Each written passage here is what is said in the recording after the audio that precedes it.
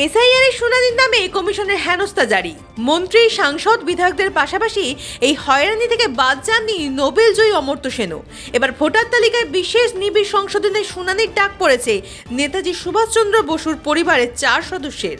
বিষয়টি প্রকাশ্যে আসতেই প্রশ্ন ওঠে, নেতাজি পৌত্র ও নাগরিকত্ব প্রমাণ দিতে হবে? নেতাজির পরিবার যদি ভারতীয় না হন তবে আর কে হবেন, উঠেছে প্রশ্ন। এই বিষয়ে চন্দ্রকুমার বসু কমিশনের বিরুদ্ধে তীব্র ক্ষোভ উগরে দিয়েছেন। তিনি বলেন, স্বচ্ছ ভোটার বাছাই নামে 10 কোটি মানুষ হয়রান হচ্ছেন। তিনি প্রশ্ন তোলেন, এই প্রক্রিয়া নির্বাচনের আগেই কেন? কি উদ্দেশ্যে কমিশন তা স্পষ্ট করুক বলেই সরব হন তিনি। পাশাপাশি চন্দ্র বলেন, নির্বাচন কমিশন যেভাবে এসআইআর করছে তা সঠিক নয়।